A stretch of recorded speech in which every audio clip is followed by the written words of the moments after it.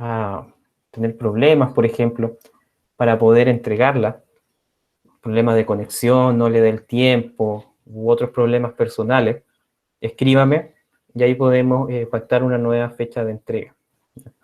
Las fechas siempre se pueden modificar, no es algo que sea 100% fijo, por lo menos en historia. Así que yo les doy esa posibilidad, siempre y cuando lo conversen antes de tiempo, no hay ningún problema. Se puede llegar a un acuerdo y ahí quizás decirle ya, tiene unos 2 o 3 días más sin ningún tipo de descuento, ¿ya? Así que comenzamos con lo que son las ideas de la ilustración. Ustedes están viendo la presentación, ¿cierto? Que dice la ilustración. Sí. ¿Sí? Ya, perfecto. Sí. ¿Qué es la ilustración? ¿De dónde surgen estas ideas?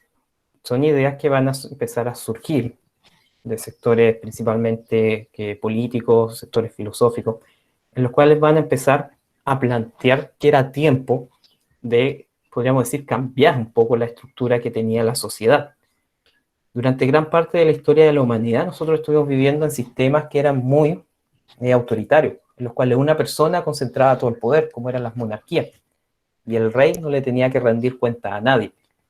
Si el rey actuaba en contra del bien común, en contra de los ciudadanos, en contra del Estado incluso, el rey era libre de hacer lo que quisiera y nadie le podía exigir que rindiera cuentas. Pero van a empezar a surgir ideas a raíz del uso de la razón de las personas, en las cuales nos vamos a dar cuenta de que en realidad está mal este sistema en el cual una persona puede concentrar todo el poder, sino que tenemos que empezar a plantear una sociedad que sea más tolerante, donde pueda haber libertad de pensamiento, por ejemplo, donde la gente sea más libre. Libertad no quiere decir que yo haga lo que me dé la gana, sino que yo pueda, por lo menos el día de hoy, libertad significa que yo puedo desarrollar lo que quiera siempre y cuando no esté en contra de las leyes, ni las costumbres, ni la moral. Pero ahí está mi libertad.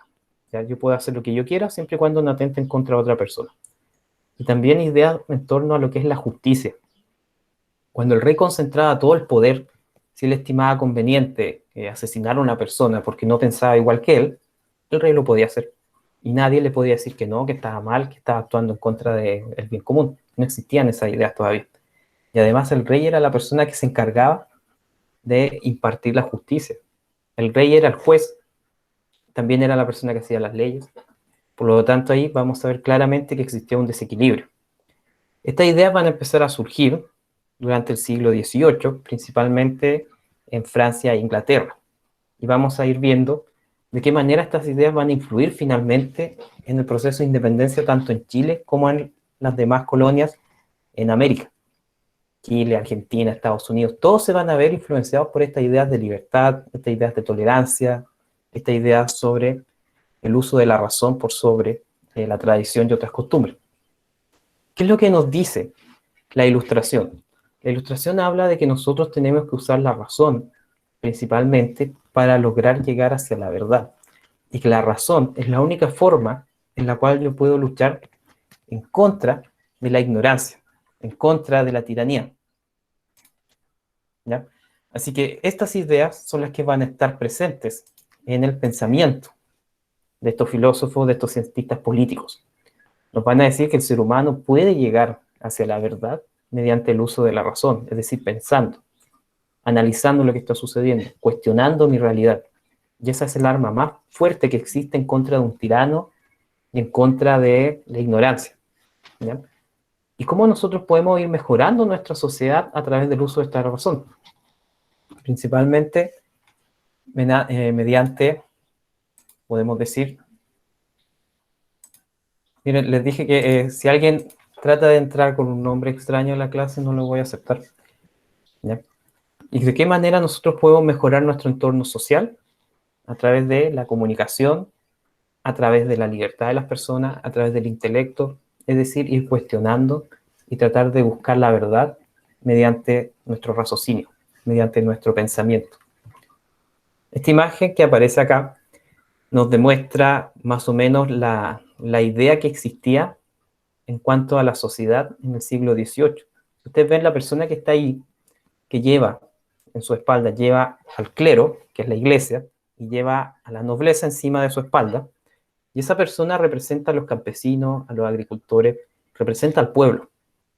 El pueblo, que era aproximadamente el 90% de la población, tenía pésimas condiciones de vida, las condiciones laborales también, no existía el tema de salarios fijos como hoy, ni horarios laborales, ni normas de seguridad, no existía ningún tipo de garantía para las personas.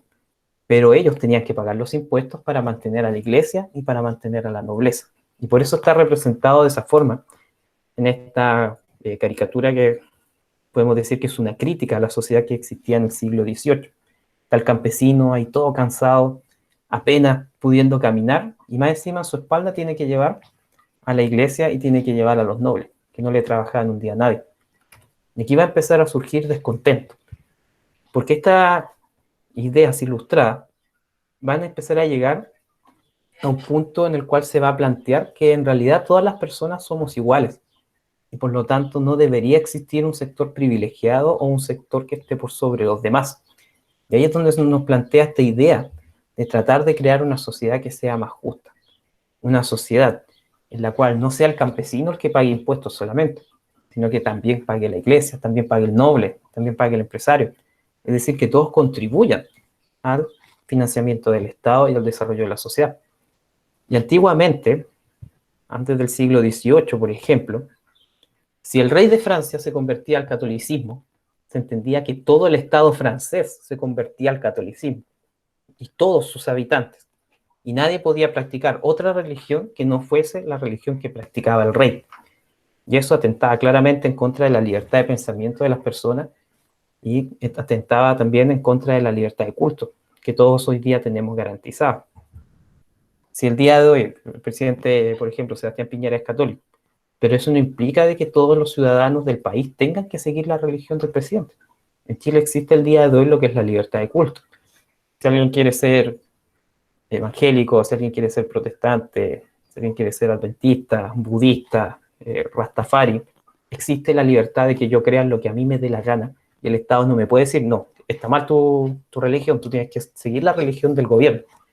Afortunadamente esto no existe el día de hoy, porque estas ideas ilustradas se fueron desarrollando, se fueron expandiendo en el mundo, y finalmente terminaron instaurándose en nuestro país durante el siglo XIX. Cuando nosotros hablamos del antiguo régimen, estamos hablando de este sistema de gobierno que existía antes de que surgiera la Ilustración, en la cual la monarquía era absoluta, es decir, el rey concentraba todo el poder. El rey se encargaba de hacer las leyes, se encargaba de aplicar las leyes, la justicia, y se encargaba de administrar el Estado. Y muchas veces el rey mezclaba lo que era su patrimonio personal, su dinero, con lo que era el patrimonio del Estado, cosa que el día de hoy es impensable. El día de hoy el presidente tiene sus propias finanzas, tiene sus casas, sus propiedades, y no se mezclan con las propiedades que tiene el Estado. No es que el día de mañana, por ejemplo, el presidente Piñera pueda decir, no, ¿sabe qué? Yo voy a vender el Palacio de la Moneda para que construyan un mall ahí. El presidente no es dueño de la propiedad de las instituciones del Estado. Por lo tanto, él no puede hacer eso. Pero si estuviésemos bajo un sistema de monarquía absoluta, ahí sí, el gobernante podría hacer lo que le dé la gana y no le tendría que finalmente rendir cuenta a nadie. En este sistema del antiguo régimen, el rey tenía todas las funciones. Por ejemplo, si había un alcalde que no estuviese de acuerdo con él, el rey lo destituía. Listo, se acabó el tema. Lo mismo pasaba con los ministros, sacerdotes, e incluso con personas del mundo eclesiástico. El rey también podía nombrar a los sacerdotes, a los obispos. Por lo tanto, tenía total y absoluto poder sobre el Estado y sobre la sociedad. ¿Qué es lo que se buscaba hacer? ¿Qué es lo que se buscaba cambiar? En el antiguo régimen existía este sistema que ustedes están viendo, que acá aparece una pirámide, que eran los estamentos. Es decir, eran clases sociales que no tenían movilidad. Si tú nacías siendo campesino, probablemente, lo más seguro, era que ibas a morir siendo campesino. Y en ningún momento de tu vida tú te ibas a mezclar con el bajo clero o la pequeña nobleza. Y este estamento, que era el no privilegiado, que era la gran mayoría de la población, era la que pagaba impuestos y mantenía al resto. Porque la iglesia no trabajaba, la iglesia no generaba ingresos, por ejemplo, la nobleza tampoco. Pero ellos vivían de lo que los campesinos y la gente más pobre, con todo su esfuerzo, lograba recolectar o lograba fabricar. Y en base a eso tenían que pagarle impuestos al Estado y que el Estado utilizaba para los lujos del rey y la nobleza.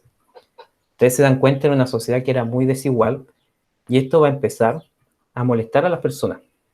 En cierta forma ellos en el comienzo no se lo cuestionaban, porque era como siempre ha sido así. El campesino decía, ¿por qué debería cambiar ahora?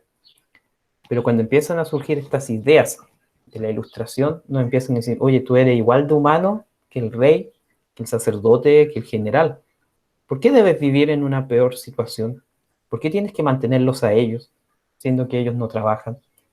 Y ahí empieza a surgir este cuestionamiento a que una sociedad debe estar centrada en la libertad de las personas y en los derechos individuales. ¿Ya? Es decir, yo tengo que tener ciertas garantías en un Estado, a la libertad, a la dignidad, al desarrollo de la persona, y que el Estado apunte al bien común y que no apunte al bienestar del rey y de la nobleza. Por ejemplo, acá tenemos algunos artículos de nuestra Constitución en la cual tenemos algunos derechos. En el artículo 19 está gran parte de los derechos que se aseguran a las personas el día de hoy en la Constitución actual. Por ejemplo, el numeral primero del artículo 19 nos habla de que toda persona en Chile tiene derecho a la vida, a la integridad física y psíquica. También nos habla de que somos todos iguales ante la ley.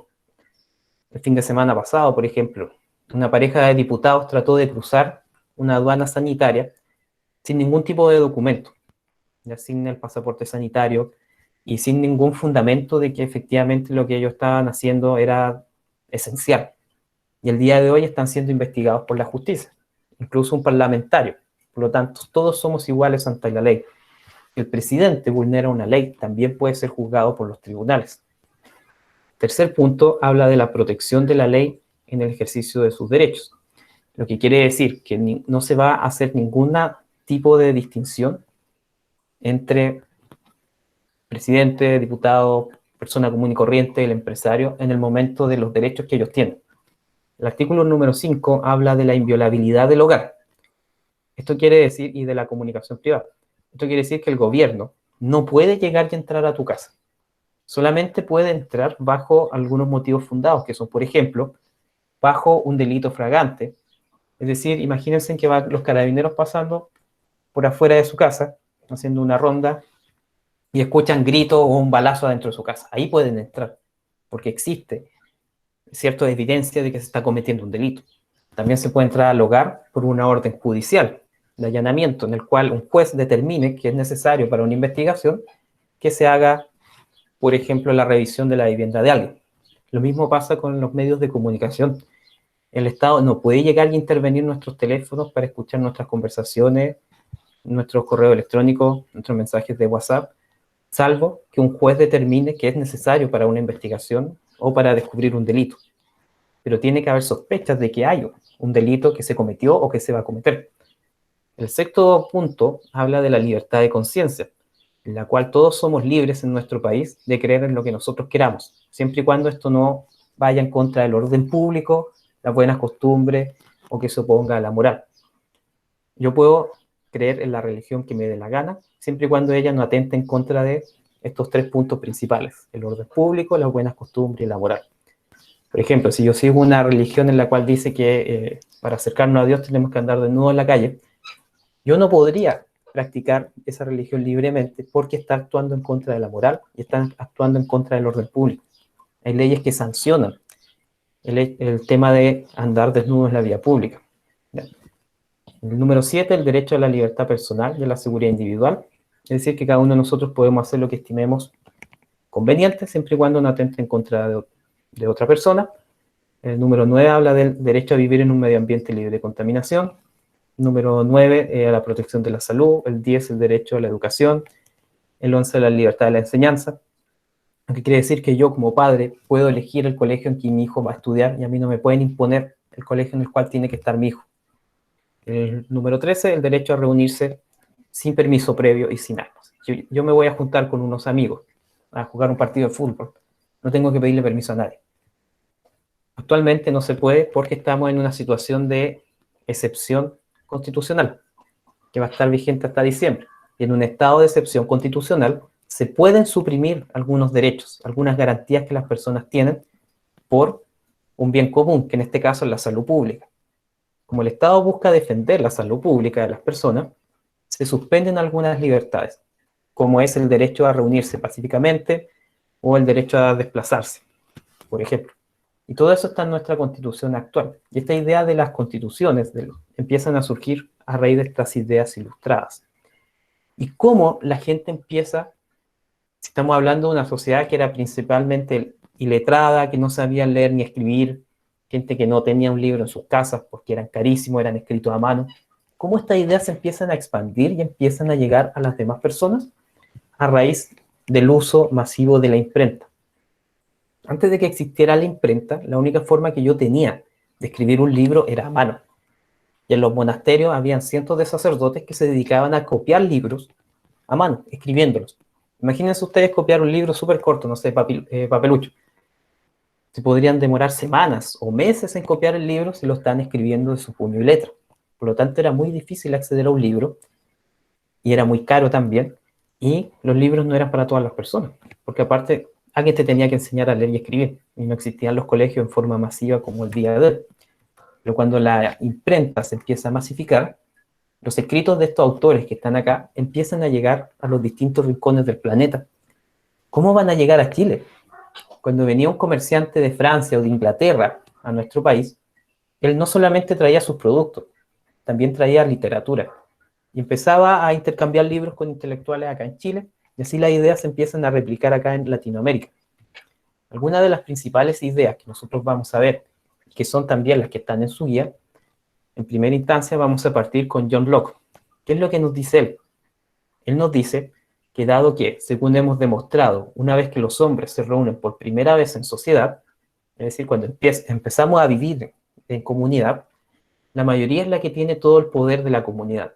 Y la mayoría puede emplear todo su poder en dictar, de tiempo en tiempo, las leyes de la comunidad y en hacer ejecutar esas leyes por los oficiales que se nombran al efecto. Él ya nos plantea en el año 1689 que el ser humano, en el momento en que empieza a vivir en este sistema que nosotros inventamos, que es la sociedad, la mayoría va a ser la que va a tener el poder de dictaminar qué es lo que es realmente lo que la comunidad quiere. Y por eso es que, por ejemplo, el día 25 de octubre se va a realizar un plebiscito.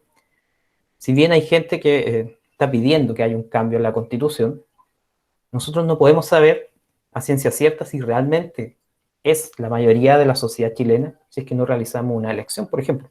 Y por eso es que se va a hacer el plebiscito, para poder comprobar que efectivamente la voluntad de la mayoría de la ciudadanía es cambiar la Constitución. Y en base al resultado de este plebiscito es que se va a tomar la decisión si es que se cambia la Constitución actual, quizás una nueva, o si es que no se hace, ¿ya? Pero esto está relacionado con esta idea de John Locke, de que la mayoría es la que tiene el poder y que va a utilizar los mecanismos, por ejemplo, las elecciones, para dictar las leyes o tomar las decisiones para la mayoría y para el resto de la comunidad.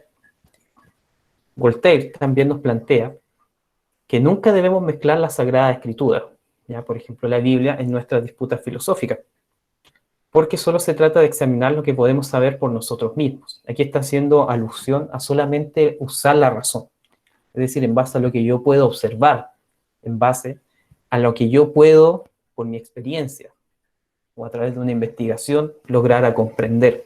Que no me centre en argumentos que vienen de hace 1000 o 2000 años atrás. Ya, eso es lo que está planteando Voltaire, que uno como filósofo, que uno como persona racional, no tiene que llegar y creerse lo que está en un libro sagrado, sino que yo tengo que cuestionarme la realidad y tratar, a partir de mi experiencia, de mi visión, de comprender qué es lo que está pasando. Montesquieu nos plantea que en todo gobierno deben existir tres poderes. De aquí empieza a surgir esta idea de separación de poderes del Estado que está vigente hasta el día de hoy en la mayoría de los países del planeta, que es la existencia de tres poderes. Poder legislativo, que en Chile lo tenemos con el Congreso, el poder ejecutivo, está en la figura del presidente, y el poder judicial, que está en la figura de la Corte Suprema y los tribunales. ¿Por qué debe existir esta diferencia?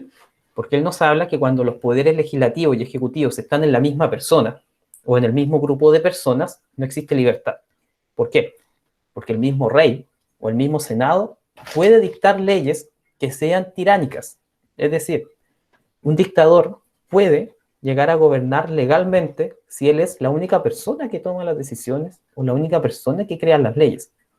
Ese es el peligro de que todo el poder se concentre en un solo ser humano. Siempre se ha dicho que el poder termina corrompiendo al hombre. Y cuando hablamos de hombre, hablamos de humanidad. Por eso es que nosotros tenemos este sistema en el cual hay tres poderes. Si el Congreso actúa en contra de la ley, el Poder Judicial le cae encima y los destituye, pueden ir a la cárcel. Como pasó en Perú, por ejemplo, que fueron destituidos presidentes. Uno iba a ir a la cárcel y antes que lo tomaran preso se suicidó en su casa. Por lo tanto, un presidente también tiene que responder ante la ley. Y los jueces, como hemos visto con lo que pasó con el caso de Ámbar en Villa Alemana, donde un magistrado dictaminó la libertad de una persona que estaba en la cárcel por homicidio, y finalmente esa persona terminó cometiendo otro homicidio. El Poder Legislativo, los diputados, presentaron una acusación en contra de esa jueza, porque se está entendiendo que no actuó apegada a la ley ni pensando en el bien común.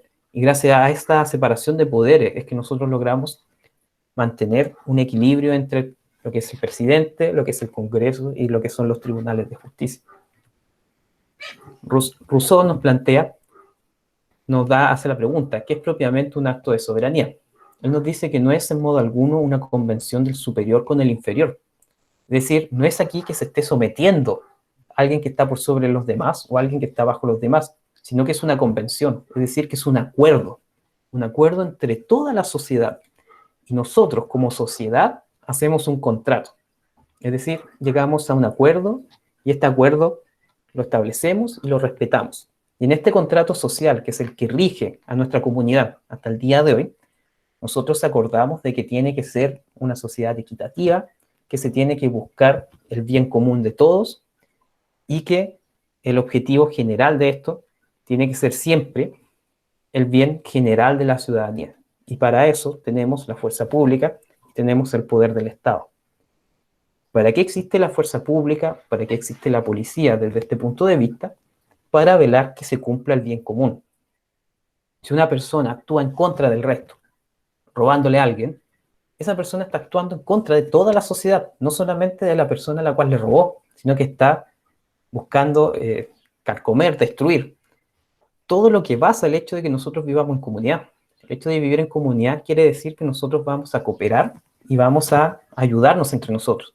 Y cuando alguien atenta en contra de eso, robándole a alguien o engañando a una persona, se va a la cárcel. ¿Por qué? Se castiga porque vulneró una ley, también porque vulneró esta idea del bien común y porque está actuando en contra de la sociedad. Por eso que ustedes pueden ver en la televisión, cuando capturan a alguien, los periodistas normalmente dicen, y fue arrestado el antisocial a tal hora. Es decir, esta persona no solamente actúa en contra de la persona a la cual le robó, sino que está actuando en contra de toda la sociedad. ¿Y por qué es tan importante estas ideas? También estas ideas de la Ilustración nos van a decir, antes de que llegaran estas ideas, nosotros estábamos como sociedad, como humanidad, estábamos en un proceso que se va a conocer como oscurantismo, donde la religión había llegado a tal punto en el cual yo no podía cuestionar nada de lo que existiera porque me iba a caer, por ejemplo, la Inquisición.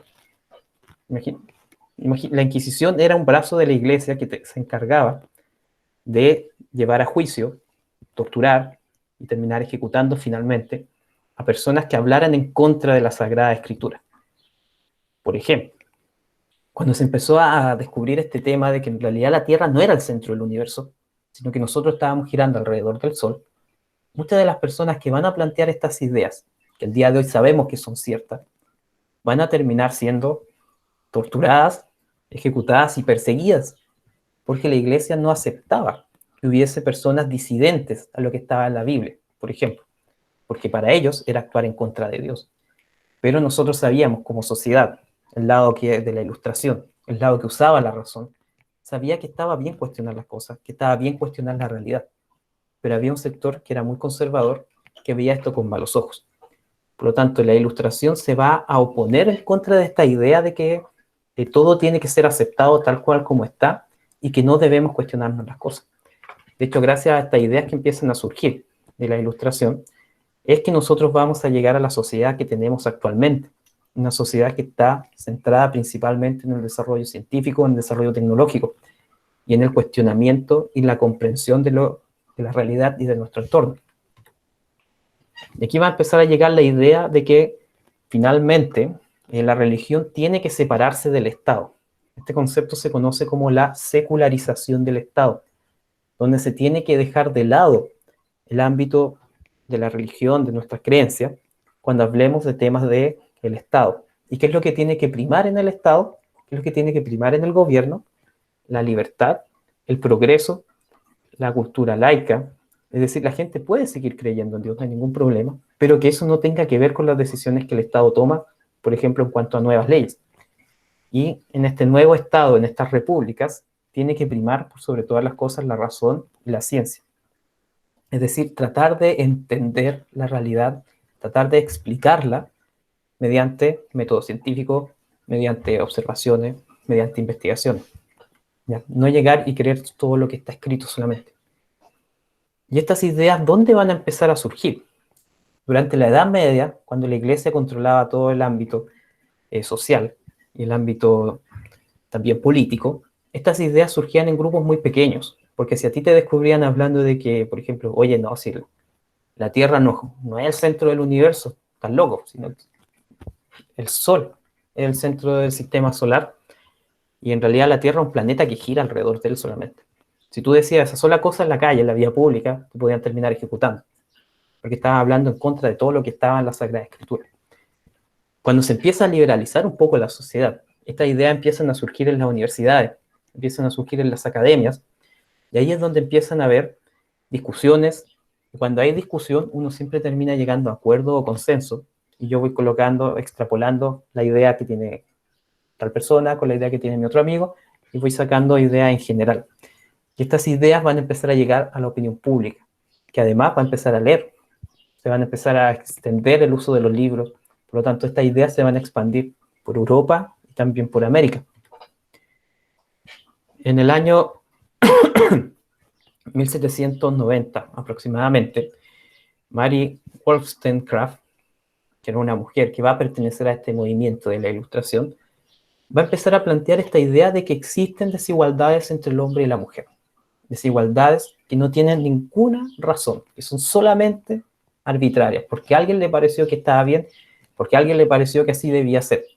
Y aquí empieza a surgir la idea de que las mujeres no deben doblegarse a este estereotipo de sociedad que la resignaba solamente a labores domésticas, a tener hijos, sino que la mujer también debía ser parte del pensamiento, también debía ser parte del razonamiento. Estamos hablando que esto empieza a surgir en el año 1790 aproximadamente. Y se plantea que la mujer debe ser incorporada en el ámbito académico, en el ámbito científico. Esta va a ser una lucha que hasta el día de hoy se está dando. Hasta el día de hoy existen desigualdades marcadas entre el hombre y la mujer que son netamente arbitrarias. En cuanto a las capacidades, uno podría, de hecho yo puedo decir con justa razón de que yo creo que las mujeres son mucho más capaces que los hombres en cientos de cosas, por no decir en todas. Pero hasta el día de hoy sigue existiendo este sesgo que desde el siglo XVIII se trata de empezar a borrar. Sesgo que también venía arrastrado por quizás algunas creencias, o alguna creencia religiosa por sobre todo, que planteaban que el rol de la mujer era secundario y que el hombre debía estar por sobre todas las cosas. Cosas que el día de hoy nosotros sabemos que no son ciertas y que están equivocadas, y que la mujer debe tener el mismo espacio que el hombre, y incluso, ¿por qué no?, un espacio más amplio que el hombre y participar en más cosas. De hecho, los países que mejor lo han hecho con el tema de la pandemia son países cuyos jefes de Estado son mujeres, como Nueva Zelanda, por ejemplo. País que, dicho sea de paso, la mayoría de los chilenos en una encuesta que se hizo la semana pasada consideran que es un país que debemos seguir como modelo. Por lo tanto, desde el siglo XVIII empezamos a ver que surge esta idea de que no puede existir una diferenciación entre hombre y mujer, sino que debe estar en el mismo lugar que el hombre y en la misma altura. Josefa Amari Borbón también va planteando esta idea de que la religiosidad extrema de la época va a ser en parte lo que tenía la mujer rezagada a un rol secundario. Y ella va a empezar con esta idea de la igualdad. Va a empezar a hablar de que el cerebro, por ejemplo, no es que sea distinto el cerebro del hombre y la mujer, sino que son iguales. Que la única diferencia está en que la mujer no recibe educación. Y que por eso es que el hombre que está en las universidades o en la academia, porque la educación está centrada principalmente en el hombre. Pero si la educación se ampliara hacia las mujeres, probablemente serían igual o más capaces que los hombres incluso. Y estas ideas empiezan a surgir a finales del siglo XVIII. ¿En qué se basan estas ideas? ¿Cómo se consigue el conocimiento? ¿Cómo lo voy construyendo? A través del método científico, a través de la observación. Y yo empiezo a someter a examen, empiezo a cuestionar todo lo que está a mi alrededor y empiezo a cuestionar la fe. Porque la fe, con las personas que somos creyentes, la fe consiste en creer en algo sin necesidad de pruebas. Yo no me lo cuestiono. Si yo digo yo creo en Dios y listo. No necesito que alguien me diga, oye, te voy a comprobar que existe o no para que tú creas. La fe no tiene que ver con eso. Pero el método científico sí. El método científico está relacionado con que yo someto a examen, yo me cuestiono todas las cosas y trato de comprenderlas a través de lo que yo veo, a través de lo que yo experimento. ¿Y cómo va a ir impactando esto en las creencias de las personas? Por ejemplo, cuando nosotros hablamos de una sociedad que es deísta o de una persona que se basa en el deísmo, esta persona quiere decir que es alguien que cree en Dios o en una entidad sobrenatural que está por sobre todas las cosas. Cuando vamos a una corriente que es escepticismo, que está relacionada con el escepticismo, es alguien que se cuestiona todo, que siempre coloca las cosas en duda.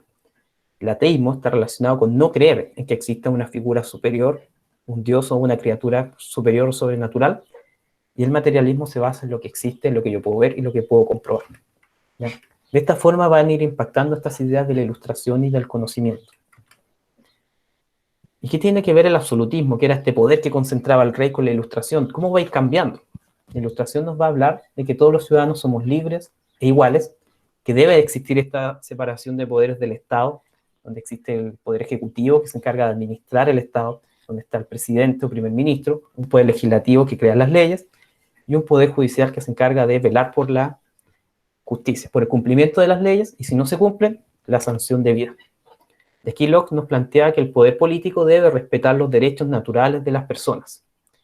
Es decir, nosotros como personas, por el solo hecho de ser un ser humano, tengo derecho a libertad, a dignidad, a la vida. Y esos derechos tienen que respetarse.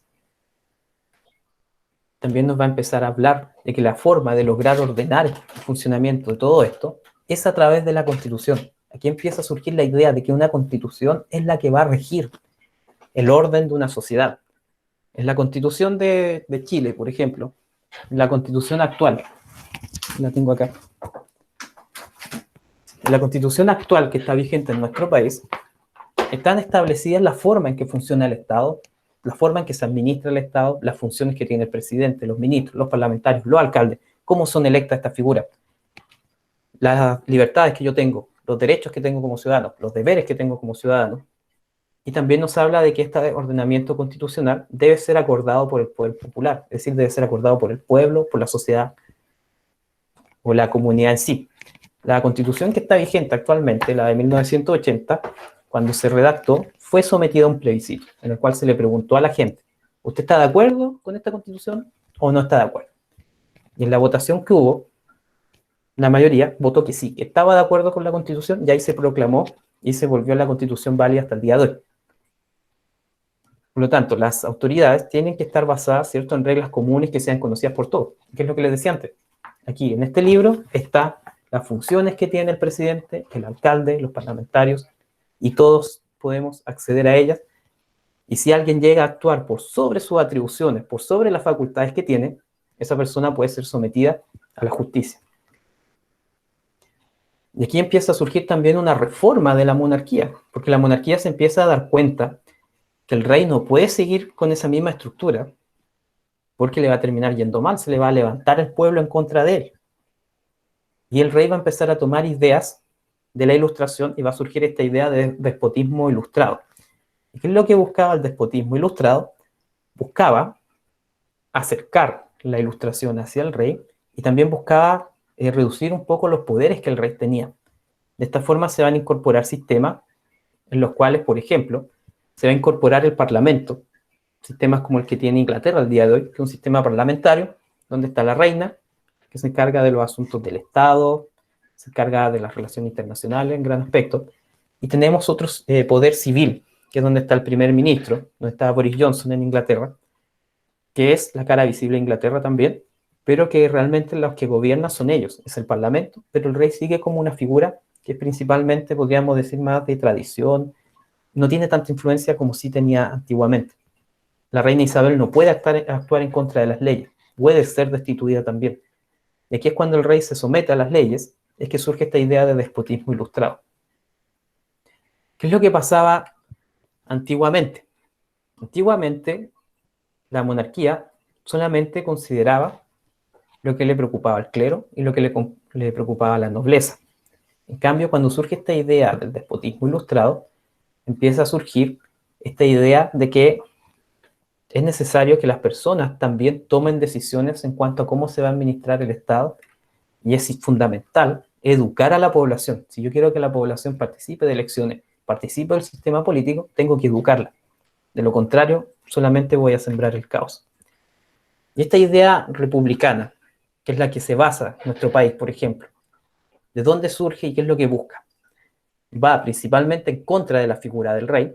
Cuando Chile se declara independiente, lo que hace es declarar que ya no le va a responder al rey de España y que nos vamos a mandar por nosotros mismos, y vamos a tomar estos elementos de la Ilustración para establecer las bases de nuestro país, donde va a estar la libertad de las personas, los derechos de las personas, donde va a existir un sistema político establecido y con normas claras que todos conocemos.